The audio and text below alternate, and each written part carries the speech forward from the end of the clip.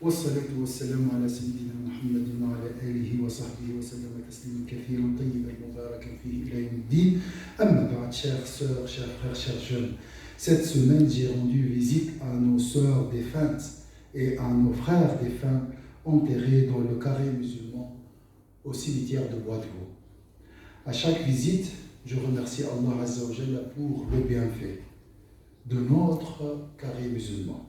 Je remercie bien sûr tous les frères et sœurs, surtout de l'UVAM, qui ont travaillé pendant 10 ans pour avoir ce carré. Et bien sûr, nous remercions le canton de Vaud, qui nous a accordé cette chance d'avoir un lieu pour enterrer nos défunts. Allah Azza wa Jalla dit, celui qui ne remercie pas les gens, en réalité, ne remercie pas Allah. Pendant cette visite et durant toute la journée de la visite, j'ai ressenti un grand apaisement et mon esprit était très calme. Je peux dire même que cette visite a procuré un bonheur et m'a libéré des préoccupations de la vie mondaine. Des belles pensées ont traversé mon esprit et j'ai voulu partager avec vous mes idées et mes sentiments du bonheur à travers ce discours que j'ai intitulé « Le bienfait de la visite des cimetières », pour ne pas dire même le bonheur procuré par la visite des cimetières.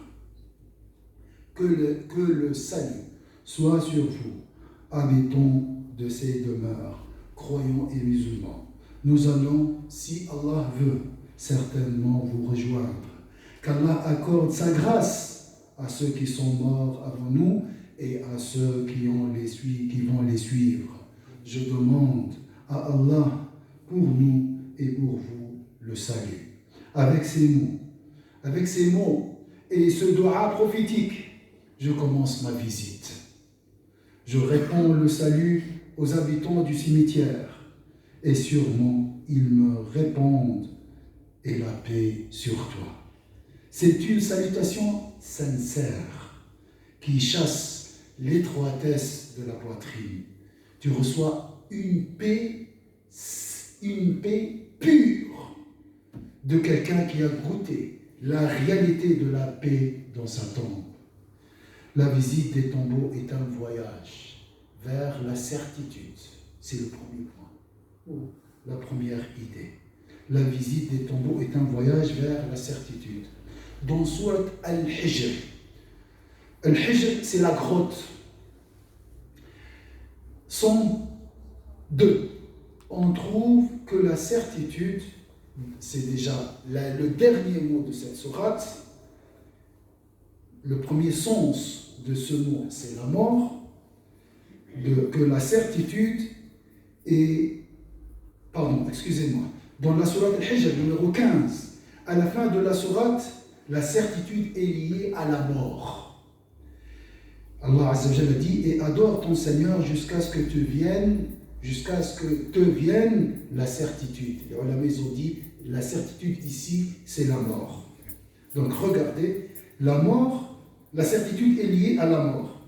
Dans Surat At-Takathur 120, on trouve que la certitude est liée au cimetière. Allah Azza wa Jalla dit, la course aux richesses vous distrait jusqu'à ce que vous visitez les tombes.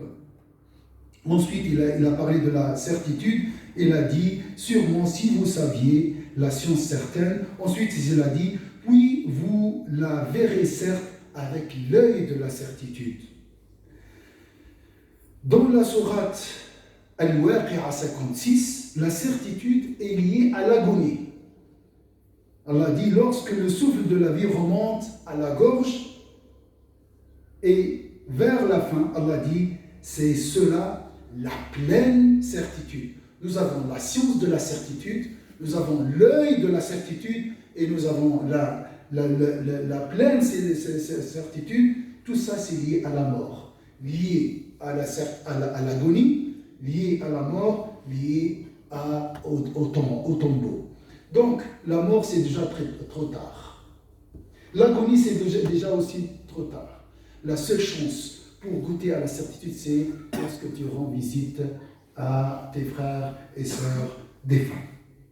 Au bord de la tombe, tu réalises que cette dernière est la frontière qui sépare ce qui est certitude de ce qui est illusion.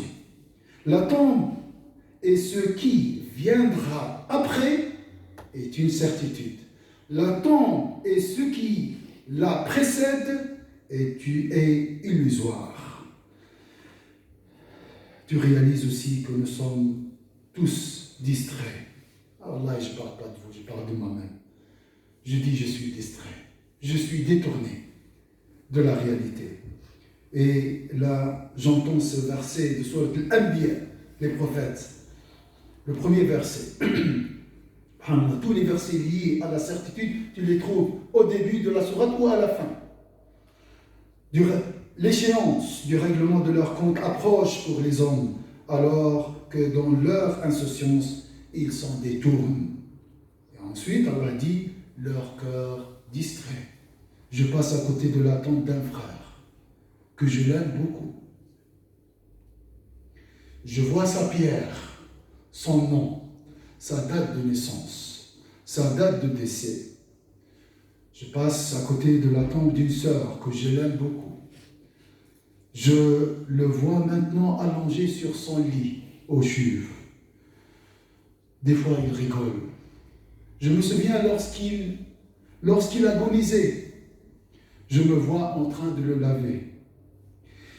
Et j'entends une voix comme si c'est ma conscience qui me rappelle le verset.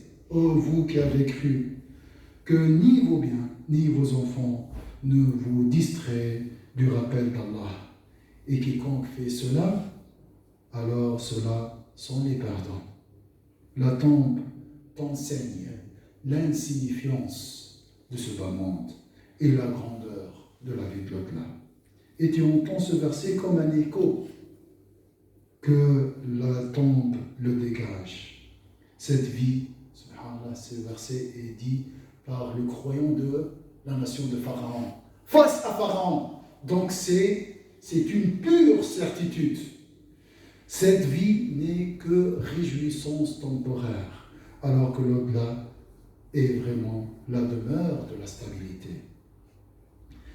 Tu réalises la réalité de la parole du prophète sallallahu alayhi wa sallam. Visitez les tombeaux, car ils vous rappelleront la vie de l'au-delà. Au bord de la tombe, tu vois l'agonie. Tu vois l'interrogatoire des anges.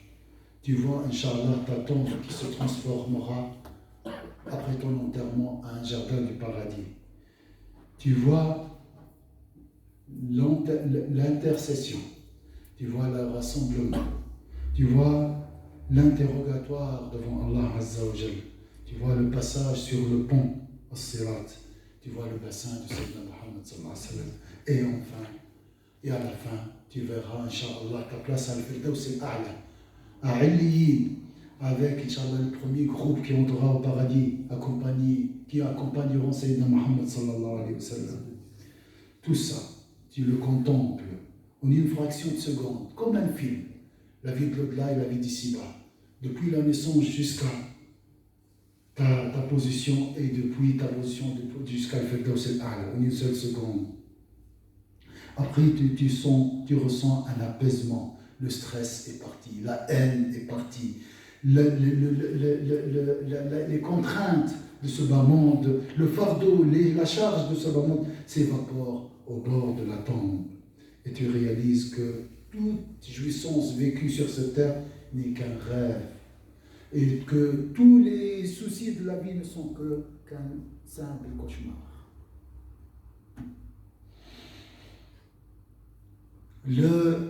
L'apaisement que je ressens dans la cimetière est semblable à la sérénité procurée que je trouve ici dans la mosquée. Donc, à mon avis, je considère que le meilleur endroit après la mosquée, c'est ce carré musulman. C'est un endroit de recueillement, de tranquillité. Pas de bruit. La sérénité ressentie est semblable à celle que tu ressens lorsque tu te réveilles avant l'aube. Et le meilleur compagnon sur cette terre, Après, bien sûr, tes amis sincères sont les défunts et les défuntes.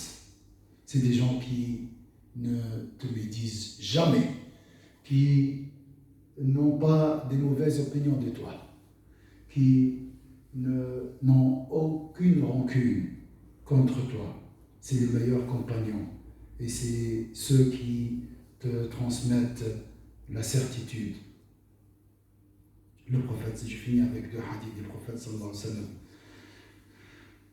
Et ça, c'est ce que j'ai ressenti, c'est la réalité qu'on trouve dans ce hadith. Aucun homme ne visite la tombe de son frère en islam, ou sa sœur bien sûr, et s'assied auprès d'elle sans que le mort ne se réjouisse de sa compagnie. Tu introduis la joie dans son cœur, jusqu'à ce qu'il le quitte. Aucun homme ne visite la tombe de son frère en islam et s'assied auprès d'elle sans que le mort ne se réjouisse de sa compagnie, jusqu'à ce qu'il le quitte. Et Sayyidina Amr ibn al-As. Wallah, je passe à côté de la tombe, je lis les noms. Il y a des noms que je connais, il y a des noms que je ne connais pas. Celui que je connais, je ressens qu'il veut me garder à côté de lui. Je sens qu'il me dise, reste encore un peu à côté de moi, j'ai besoin de toi. Une fois que je serai mort, c'est ça, c'est Amr ibn al-As, et qui te dira qui est Amr ibn al-As, je tiens à ce qu'il n'ait dans mon cortège funèbre ni pleureuse ni feu. C'est pour ça, déjà, la visite des tombeaux était interdite au début de l'islam, parce que, voilà, s'il y avait ces mauvaises coutumes. Quand vous m'aurez enterré, faites couler lentement sur moi la terre, et restez autour de ma tombe le temps d'abattre une chamelle, et donc distribuer la viande, 1h30 environ, afin que votre présence m'aide à supporter ma solitude, et que je vois ce que je devrais répondre aux anges messagers de mon Seigneur. Donc si, alhamdoulilah, donc vous voyez, Sayyidina Amr il a besoin de toi pour le reconforter, pour le soutenir pendant cette première épreuve de la tombe qui est l'interrogatoire. Imaginez alors, qu'en est-il de nous alors? Qu'en est-il qu'Allah nous guidera, Inch'Allah, pour le droit chemin, Inch'Allah, qu'Allah vous donnera, Inch'Allah, le bonheur de la vie d'ici-bas et de la vie de l'au-delà. Le prophète, il a dit, le meilleur des œuvres, c'est d'introduire la joie dans le cœur de ton frère. Le frère défunt et la sœur défunte a besoin de cette visite. Ils ont dit le jeudi, le vendredi, le samedi. Les défunts attendent les visites. Et ces visites seront présentées devant comme des cadeaux, en lumière. C'est le meilleur cadeau pour eux. Donc, la visite des tombeaux est un bienfait de Dieu, c'est un bonheur, c'est une thérapie, Inch'Allah, qu'Allah nous guidera dans le droit chemin. اللهم صل على سيدنا محمد وسلم تسليما كثيرا. اللهم ارحمنا رحمة واسعة. اللهم اسعدنا في الدنيا والآخرة. اللهم ارحم جميع موتى المسلمين. اللهم اسعدنا يا أرحم الراحمين فوق الأرض وتحت الأرض ويوم العرض عليك يا أرحم الراحمين. فرج على أخواننا في فلسطين، فرج على أخواننا في فلسطين. اللهم نسألك تحرير مصر نبينا يا رب العالمين. فرج على جميع المستضعفين يا أرحم الراحمين. اللهم ارحم آباءنا وأمهاتنا. اللهم ارحم آباءنا وأمهاتنا وجميع آباء وأمهات المؤمنين. ربنا اغفر لي ولوالدي وللمؤمنين يوم يقوم الحساب. اللهم آمين آمين وصلى الله وسلم على سيدنا محمد وعلى آله.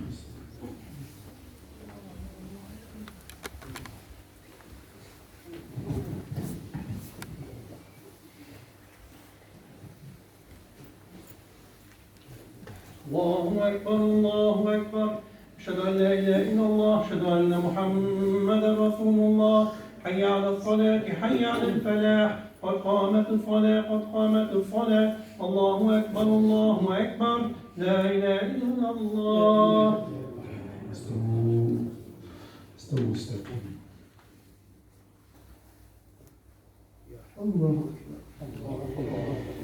بسم الله الرحمن الرحيم الحمد لله رب العالمين الرحمن الرحيم مالك يوم الدين إياك نعبد وإياك نستعين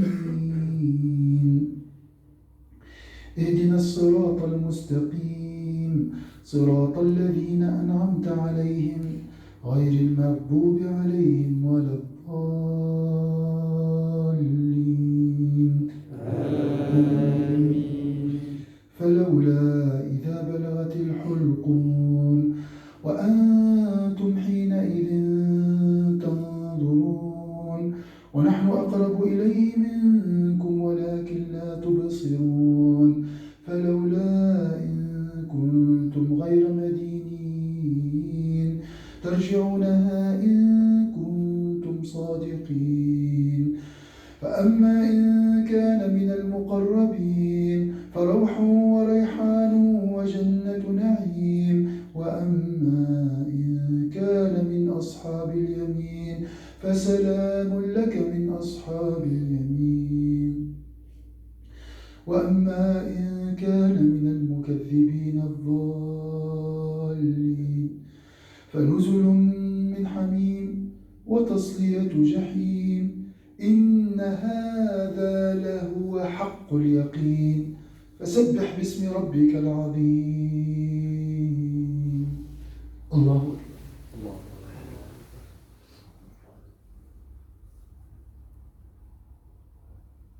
سمع الله لمن حمده.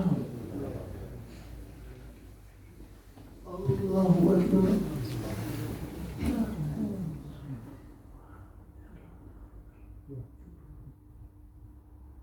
الله الله أكبر.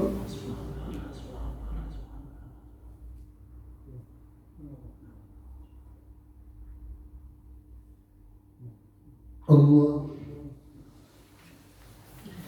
بسم الله الرحمن الرحيم الحمد لله رب العالمين الرحمن الرحيم مالك يوم الدين إياك نعبد وإياك نستعين اهدنا الصراط المستقيم صراط الذين أنعمت عليهم غير المغضوب عليهم ولا الضالين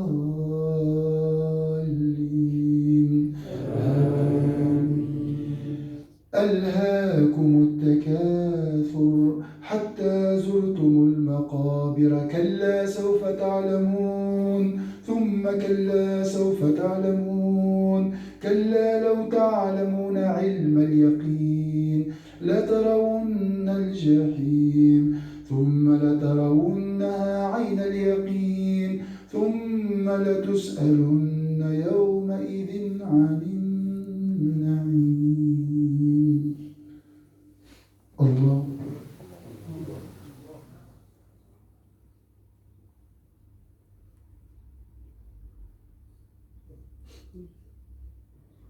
سمع الله لمن حمده.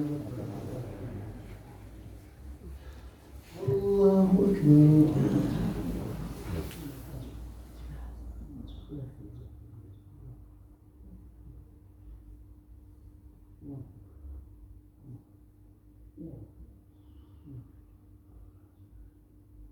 الله أكبر.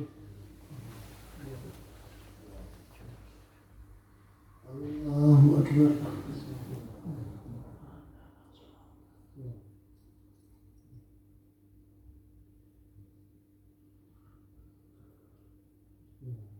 الله.